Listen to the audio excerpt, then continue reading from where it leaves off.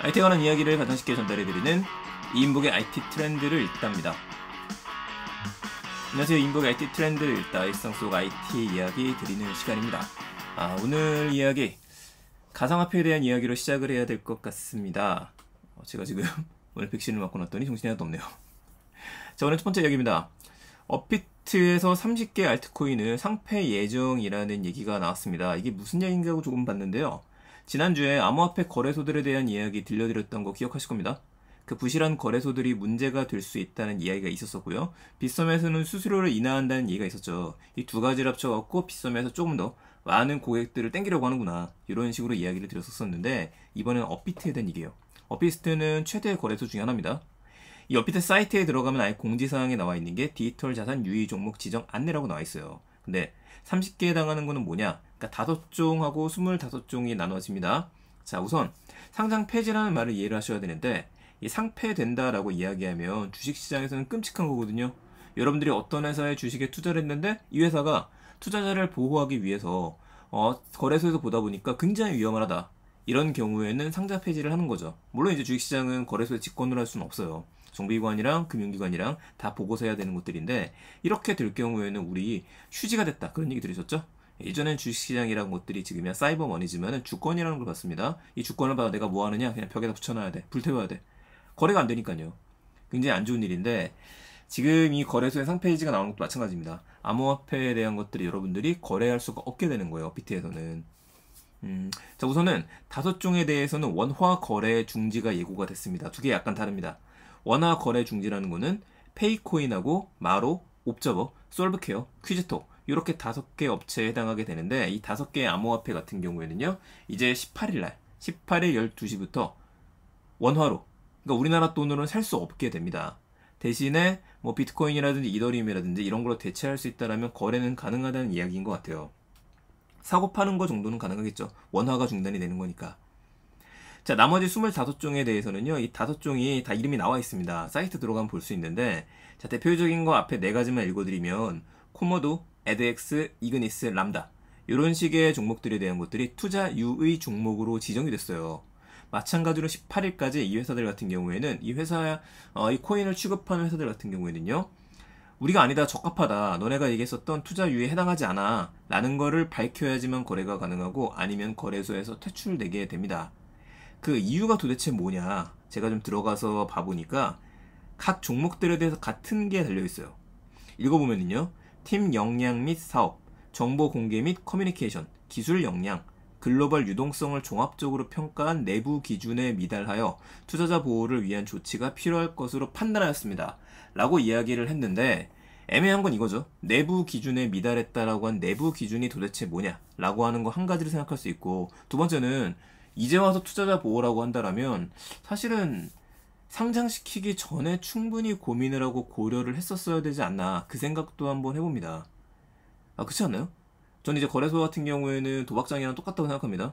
왜냐면은 누가 돈을 따든 누가 잃든지 간에 계속해서 수수료를 갖고 갈 수 있기 때문에 절대 망하지 않거든요. 안 좋은 말로 있었을 때 이제 도박장인 거고, 대신에 이런 것들을 지켜줘야지 손님들이 올 수 있다 보니까 최고의 보안 서비스부터 시작해서 해야 될 건 많습니다. 좀 애매해요. 우리나라 거래소들이 대형 거래소도 마찬가지지만은 워낙에 사기건들도 많았었고, 이 사기가 인적 사기도 있었었고요. 실제 외부 서버에서 들어와서 해킹을 당하는 일도 발생을 했었죠. 그래서 불안한다는 얘기는 계속 드렸었는데, 이 덕분에 특검법 관련해서, 아까 얘기했던 특별금지법 관련해서 투명성과 안정성을 미리 확보하겠다라는 걸로 봐야 될 것 같습니다. 아무쪼록 투자자분들의 피해가 없으셔야 할 것 같고요.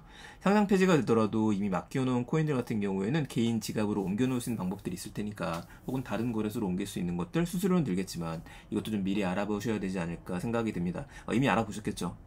네, 관련된 코인들의 주가는 쭉쭉 빠졌었고요. 근데 어제 기준으로 해서는 살짝 반등하기도 했었습니다. 특히 페이코인 같은 경우엔 단알에서 전혀 상관없이 계속 사업을 하겠다, 이런 얘기가 나오면서 또 기대 심리에 쌀 때 담아두자 라는 분들도 계셨던 것 같네요.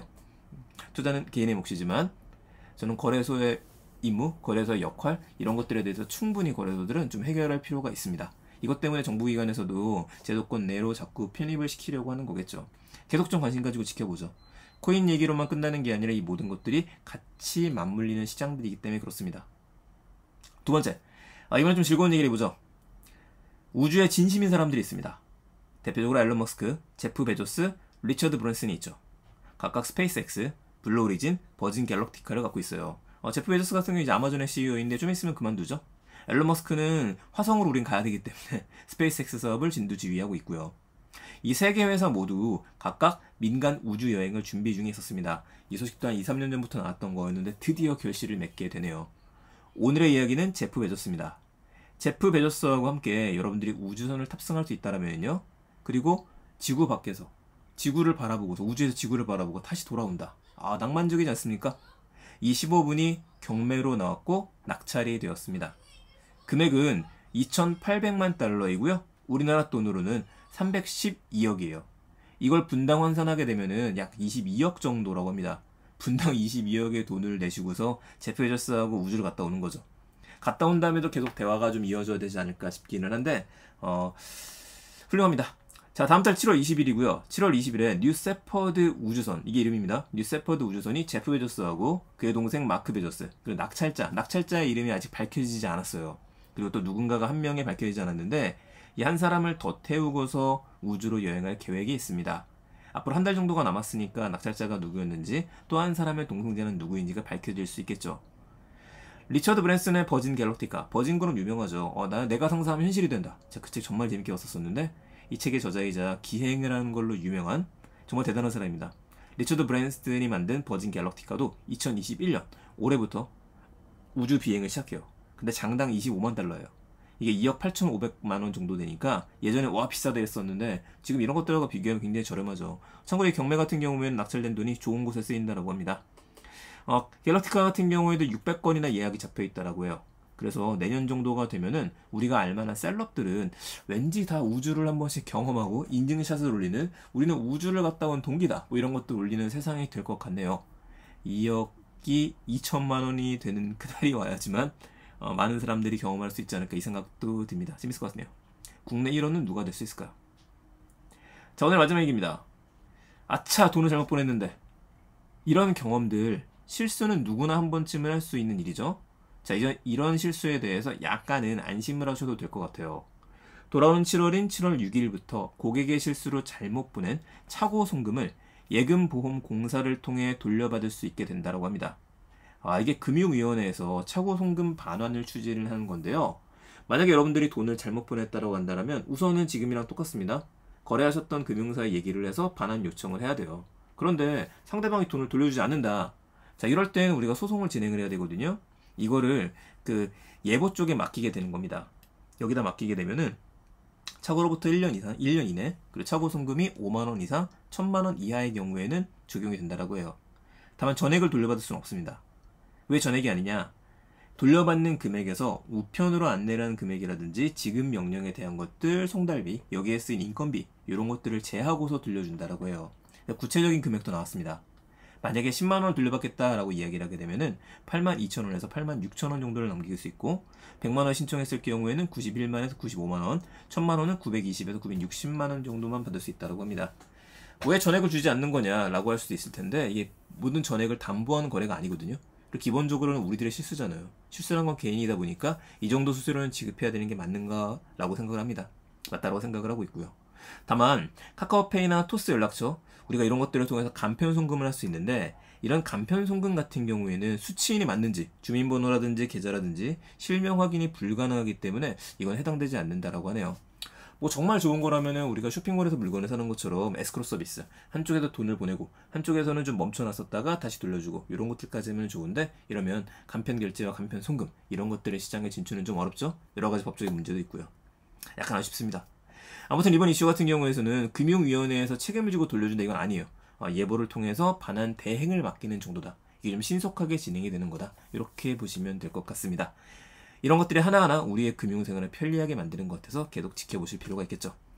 네, IT에 대한 세 가지 소식 여기서 좀 마치도록 하겠습니다. 오늘 이야기 드렸었던 것들, 실수로 보낸 돈, 환불에 대한 얘기였었고요. 좀 매력적인 소식은 우주였었죠. 블루 오리진에 대한 것들. 약간 우울했던 소식이라고 한다면 업비트 30개 알트코인 상장 폐지가 예고되어 있기 때문에 업비트에서 이렇게 진행이 되고 나면은 다른 곳에도 영향을 미치는 게 아니냐라는 얘기도 조심스럽게 들려오고 있기는 합니다. 투자는 본인의 몫이지만은 우리 항상 이야기 드리는 것 중에 하나입니다. 영리한 토끼는 도망갈 굴을 3개 정도 파놓는다 그러잖아요. 여러분께서도 투자도 좋지만은 내가 도망갈 수 있는 것들, 손해를 최소화시킬 수 있는 것들, 이것도 역시 함께 생각해 보셨으면 좋겠습니다. 네, IT 이야기 오늘 여기서 마치도록 하겠습니다. 전 내일 또 더 재밌는 이야기들 가지고 찾아뵙겠습니다. 내용 좋으셨으면요, 좋아요 부탁드리겠습니다. 감사합니다. 이인복의 IT 트렌드 리더였습니다.